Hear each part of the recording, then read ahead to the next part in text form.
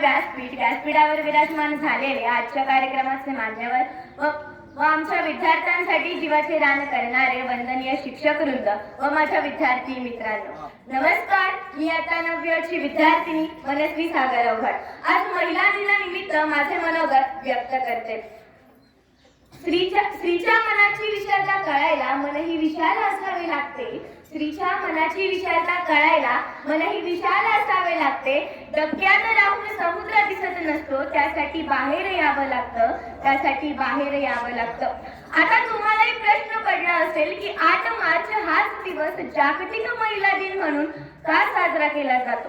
1908 साली न्यूयॉर्क मध्ये महिलांनी पहिले आंदोलन केले आणि या आंदोलनाचं उद्दिष्ट म्हणजे की त्यांना त्यांचा कामाचा मोबदला योग्य मिळावा आणि म्हणून यानंतर लगेचच एका वर्षात अमेरिकेने 8 मार्च या दिवशी जागतिक महिला दिन साजरा केला. आता हा 8 मार्च नेमका काय आहे, अजूनही काही स्त्रिया सबला झाल्यात का हा प्रश्न पडतो. का एकच दिवस महिलांच्या स्वातंत्र्यासाठी असावा का एकच दिवस महिलांच्या कर्तृत्वाचं गुणगान करण्यासाठी असावा का. किती खंताची बाब आहे ना की वर्षातील 365 दिवसापैकी फक्त एकच दिवस आपण स्त्रीचं गुणगान गात असतो. स्त्रीला तिचे हक्क मिळत नाही की मला तर असं वाटतंय की आता हा महिला दिन बैलपोळ्याच्या सणासारखा झालाय की काय. बैलपोळ्याच्या दिवशी कसं शेतकरी त्याच्या बैलाला स्वच्छ आंघोळ घालतो, त्याला स्वच्छ धुतो, त्याला सजवतो आणि वाजवत गाजवत गावभर मिरवतो आणि दुसऱ्या दिवशी त्याला नांगराला जुंपून त्याच्याकडून राब ते कष्ट करून घेतो. असंच काही स्त्रीचं झालंय की काय. फक्त एकच दिवस कौतुक करायचं आणि दुसऱ्या दिवसापासून तिच्याकडून कष्ट करून घ्यायचे. हेच गाव स्त्रीचं आयुष्य. असं म्हणतात पुरुषाचा पगार आणि स्त्रीचं वय कधी विचारू नये, कारण स्त्री जगते फक्त तिच्या घरच्यांसाठी, स्त्री जगते तिच्या मुलांबाळांसाठी, स्त्री जगते तिच्या घरातील प्रत्येक एक ना एक व्यक्तीसाठी. सकाळी उठल्यापासून रात्री झोपेपर्यंत तिच्या हाताला घळ नसते. अजूनही काही ठिकाणी लक्ष्मी पूजनाच्या दिवशी लक्ष्मीची मूर्ती आणून तिची पूजा केली जाते आणि दुसरीकडे त्याच स्त्रीवर अत्याचार केले जातात, तिला नको ते बोललं जातं. खरंच आपण नेमकं कोणत्या समाजात जगतोय. आजही या 21व्या शतकात मला असा प्रश्न पडतो की महिला सबला झालीये का.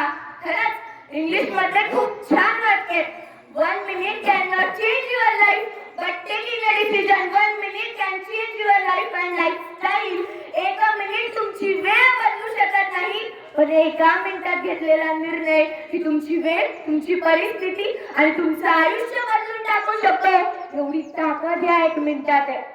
अजूनही काही ठिकाणी काही महिला कमी पडतात. महिलांचा स्वाभिमान कुठेतरी डगमगला जातोय. महिलांचा जेव्हा स्वाभिमान जागा होईल तेव्हा तिच्यामध्ये ती सावित्री जागी होईल. तेव्हा खरंच तिचं कर्तृत्व तिला सांगेल की नाही, तू हे करू शकते. तुझ्या समोर कितीही मोठं संकटांचं शिखर येऊ दे, ते तू पार करू शकते. आणि मला नाही वाटत जोपर्यंत कुठली महिला तिच्या मनाशी अशी घुंगाट बांधत नाही तोपर्यंत ती या समाजात स्वाभिमानाने जगू शकेल.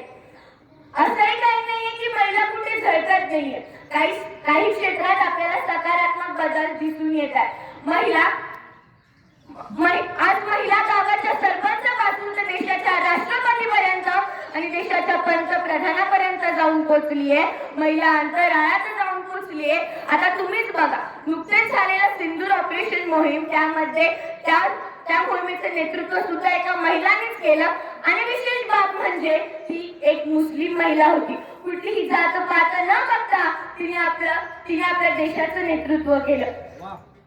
आता असं म्हणतात की एक महिला दुसऱ्या महिलेला पुढे जाऊ देत नाही, पण आपण ज्या महाविद्यालयात शिकतो, त्या विद्यालयात ही गोष्ट मात्र नक्कीच खोटी ठरेल. कारण आपल्या पाठीवर कर्तृत्वाची थाप देणाऱ्या, आपल्याला आपल्या स्वाभिमानासाठी जगायला शिकवणाऱ्या, आपल्याला आपल्या ध्येयासाठी लढायला शिकवणाऱ्या काही महान शिक्षिका आपल्याला लाभल्यात आणि आपलं हे भाग्यच म्हणायचं. आणि खरंच मला या शिक्षिकांचा खूप अभिमान वाटतो आणि आजच्या या दिवशी मला आपल्या शिक्षिकांना मनापासून खूप खूप शुभेच्छा द्याव्याशा वाटतात. शेवटी स्त्रीबद्दल कितीही बोलला तरी कमीच. शेवटी इतकंच म्हणे, स्त्री म्हणजेच जन्मदाती, स्त्री म्हणजेच संस्कृती, स्त्री म्हणजेच नाविन्याचा वसा, स्त्री म्हणजेच कर्तृत्व आणि स्त्री म्हणजेच मातृत्व, स्त्री म्हणजेच महान कार्य. A woman can do anything. Respect women and let